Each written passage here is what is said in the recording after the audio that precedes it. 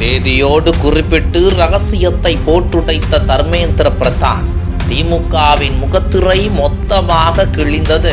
தமிழகத்தில் தனியார் பள்ளிகளில் வழங்கப்படும் கல்வி தரத்திற்கும் அரசு பள்ளிகளில் வழங்கப்படும் கல்வி தரத்திற்கும் சமமில்லாமல் இருக்கிறது.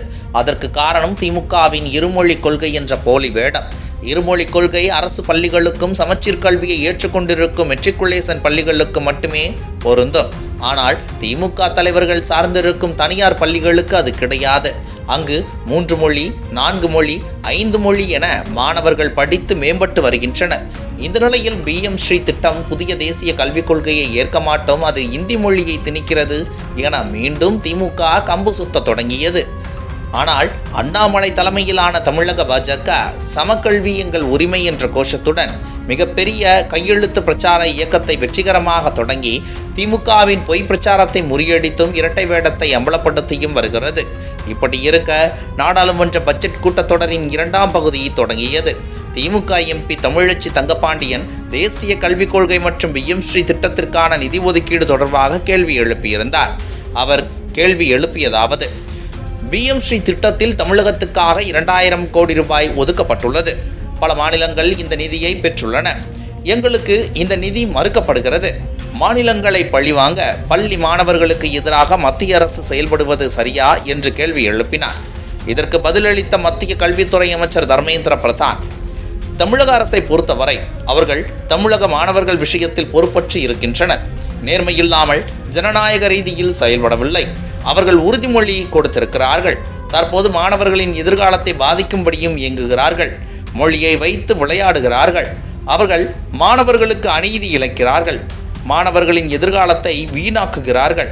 BM ஸ்ரீ திட்டத்தை தமிழ்நாட்டில் அமல்படுத்த தமிழக அரசு மத்திய அரசோடு ஒரு புரிந்துணர்வு ஒப்பந்தத்தில் கையெழுத்திட தயாராகத்தான் இருந்தது.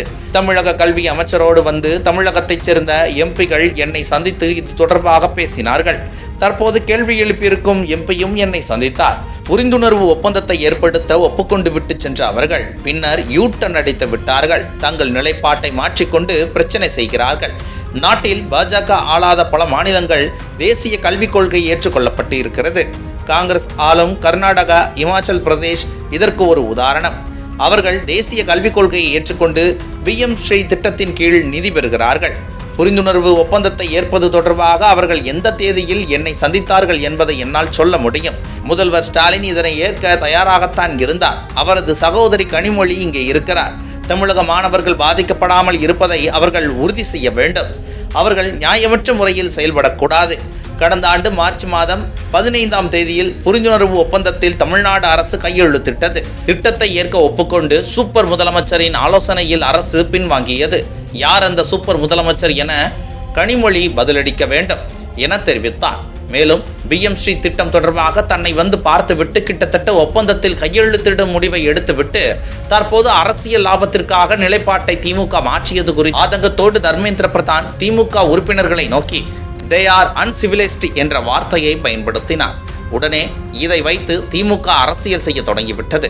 தமிழக மக்களை தர்மேந்திர பிரதான் நாகரீகமற்றவர்கள் என அமைச்சர் கூறியிருப்பது வேதனை தருகிறது என கனிமொழி திருச்சி பொய் பிரச்சாரம் செய்து வருகிறார். இதுபோன்று முக்கிய நிகழ்வுகள், அரசியல் தகவல்களை ஆழமாகவும் மாறுபட்ட கோணத்திலும் அறிந்து கொள்ள மறக்காமல் உங்கள் IND தமிழ் 24/7 பக்கத்தை பின்பற்றிக் கொள்ளவும். உங்கள் ஒவ்வொரு ஆதரவும் இதுபோன்று பல நிகழ்வுகளின் பின்னணியை அறிய உதவும்.